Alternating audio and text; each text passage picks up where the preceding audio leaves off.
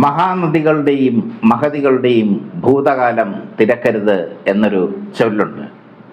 പല മഹതികളുടെയും ഭൂതകാലം തിരക്കി ചെന്നാൽ അത് അറുബോറായി മാറും. അത് തിരക്കിയിട്ട് കാര്യമില്ല. അവരുടെ കറണ്ട് സ്റ്റാറ്റസാണ് നോക്കേണ്ടത്. KR വിജയയും ഷീലയും ജയഭാരതിയും ഒക്കെ അവരുടെ ഭൂതകാലത്തെ മറന്ന് പുതിയൊരു ജീവിതം നയിക്കുന്നു. അതുപോലെ തന്നെ വിവാദമായ ജീവിതമാണ് അംബികയുടേത്. അംബിക കോൺഗ്രസ് നേതാവായ കല്ലറ സരസമ്മയുടെ മകളാണ്. സീത എന്ന ചിത്രത്തിലൂടെയാണ് അംബിക നായികയായി ആദ്യം എത്തുന്നത്. പിന്നീട് പ്രേം നസീർ, സോമൻ, സുകുമാരൻ, ജയൻ, മമ്മൂട്ടി, മോഹൻലാൽ തുടങ്ങിയവരുടെയൊക്കെ നായികയായി മാറി അംബിക. മലയാളത്തിൽ തിളങ്ങി നിൽക്കുമ്പോൾ അംബിക തെന്നിന്ത്യൻ സിനിമയിലെ സൂപ്പർ നടിയായി മാറി. തമിഴ് ചിത്രങ്ങളിൽ അംബിക സജീവമായി. തമിഴ്നാട്ടിൽ ഏറ്റവും കൂടുതൽ പ്രതിഫലം വാങ്ങുന്ന നടി ഒരു കാലത്ത് അംബികയായിരുന്നു. രജനീകാന്ത്, കമലഹാസൻ, സത്യരാജ് തുടങ്ങിയ സൂപ്പർ താരങ്ങളുടെയൊക്കെ, ശിവാജി ഗണേശൻ തുടങ്ങിയ സൂപ്പർ താരങ്ങളുടെയൊക്കെ സിനിമകളിൽ അംബിക അഭിനയിച്ചു. അംബിക തമിഴിൽ പൊന്നും വിലയുള്ള താരമായി മാറി. അംബികയ്ക്ക് പിന്നാലെ അനുജത്ത് രാധയും സിനിമയിൽ പ്രവേശിച്ചു. രാധയും തമിഴകം കീഴടക്കി. മലയാളത്തിലായിരുന്നില്ല രാധയുടെ തട്ടകം. മലയാളത്തിൽ ഒന്നോ രണ്ടോ സിനിമകളിൽ മാത്രമേ, ഇന്നത്തെ പ്രോഗ്രാം പോലുള്ള ഒന്നോ രണ്ടോ സിനിമകളിൽ മാത്രമേ അവർ അഭിനയിച്ചിട്ടുള്ളൂ. രേവതിക്കൊരു പാവക്കുട്ടി എന്ന ചിത്രത്തിൽ രാധയുണ്ടായിരുന്നു. പക്ഷേ തമിഴിൽ അവർ ഒരു ഗ്ലാമർ നടിയായി മാറി.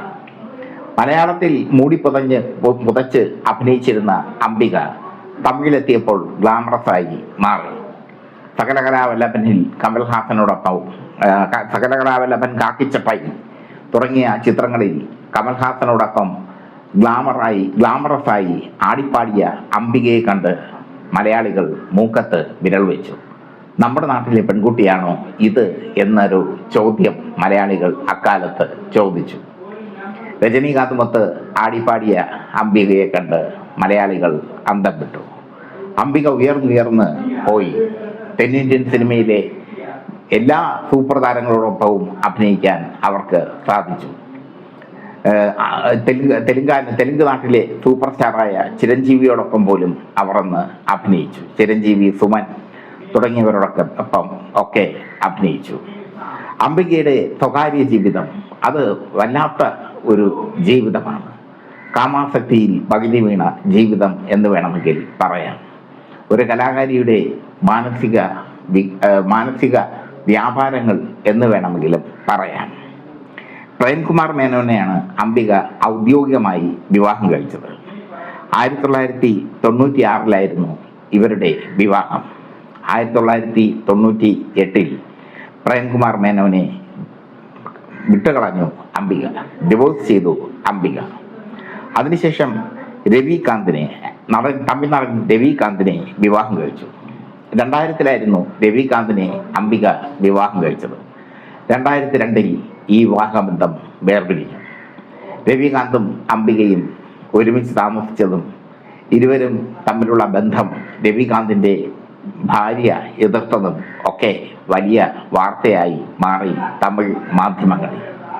പിന്നീട് അംബിക ഒരു രഹസ്യ ജീവിതം ആരംഭിച്ചു വടിവേലുവുമായി. തമിഴിലെ ഹാസ്യ നടൻ വടിവേലുവുമായി. വടിവേലുവിൻ്റെ സ്ത്രീകളോടുള്ള ദൗർബല്യം പ്രശസ്തമാണ്. വളരെ താഴ്ന്ന നിലയിൽ നിന്നും വളരെ ഉയർന്ന നിലയിലെത്തിയ നടനാണ് വടിവേലു. വടിവേലുവും അംബികയും ലിവിങ് ടുഗദർ ബന്ധം ആരംഭിച്ചു. അംബികയെ വടിവേലു വളരെയേറെ സ്നേഹിച്ചിരുന്നു എന്നാണ് അവരുടെ അടുത്ത വൃത്തങ്ങൾ പറയുന്നത്. എന്തായാലും വടിവേലുവും അംബികയും തമ്മിലുള്ള ബന്ധം വലിയ വിവാദമായി മാറി. വടിവേലുവിനെ പോലെ കറുത്തിട്ടുള്ള അത്ര സൗന്ദര്യമില്ലാത്ത ഒരാളെ എങ്ങനെ അംബിക പ്രണയിച്ചു എന്ന ചോദ്യം ബാക്കി. വടിവേലു നല്ല നടനാണ്, നല്ല ഹാസ്യ നടൻ എന്നതിലുപരി അദ്ദേഹം ഇപ്പോൾ നല്ല സ്വഭാവ നടൻ കൂടിയായി മാറിയിരിക്കുന്നു. വടിവേലുവും അംബികയും തമ്മിലുള്ള ബന്ധം തമിഴ്നാട്ടിൽ പ്രചാരം നേടി. അതേക്കുറിച്ച് പലതരത്തിലുള്ള കഥകൾ പരന്നു. അംബികയും വടിവേലുവും ഏകദേശം 6 വർഷത്തോളം ഒരുമിച്ച് ജീവിച്ചു എന്നാണ് പറയുന്നത്. എന്തായാലും ഇടയ്ക്ക് അതിനുശേഷം ഇരുവരും വേർപിരിഞ്ഞു. വടിവേലു ഒരു പുഷ്പത്തിൽ നിന്ന് മറ്റൊരു പുഷ്പത്തിലേക്ക് തേൻ നുകരുന്ന വണ്ടാണ്. അതുകൊണ്ട് തന്നെ വടിവേലുവിനെ സംബന്ധിച്ചിടത്തോളം അംബികയെ കൂടുതൽ കാലം കൊണ്ടു നടക്കാൻ സാധിച്ചില്ല. പക്ഷെ അംബിക ഏറ്റവും കൂടുതൽ കാലം ജീവിച്ചത് വടിവേലുവും ഒത്തായിരുന്നു. എന്തായാലും അംബിക ഇപ്പോൾ സിനിമയിലേക്ക് മടങ്ങി വന്നു. അമ്മ വേഷങ്ങളിൽ അംബികയുണ്ട്. പഴയ സൗന്ദര്യമൊക്കെ പോയെങ്കിലും അമ്മ വേഷങ്ങളിൽ ഒരു കുലീനയായ അമ്മയായി അംബിക ഇപ്പോഴും മലയാള സിനിമയിൽ സജീവമാണ്. നല്ല നടിയാണ് അംബിക. അർഹിക്കുന്ന അംഗീകാരം കിട്ടാതെ പോയ നടി എന്ന് വേണമെങ്കിൽ പറയാം. പല സിനിമകളിലും അസാധ്യമായ വേഷങ്ങൾ അംബിക ചെയ്തിട്ടുണ്ട്.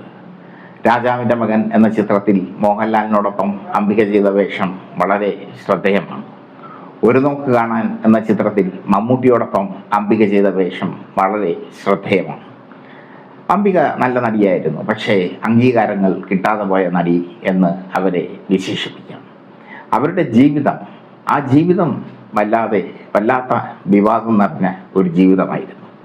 എന്തായാലും അംബിക ഇപ്പോൾ സിനിമയിൽ സജീവമാകുമ്പോൾ സിനിമാ കേരളയ്ക്ക് ഒരുപാട് സന്തോഷമുണ്ട്.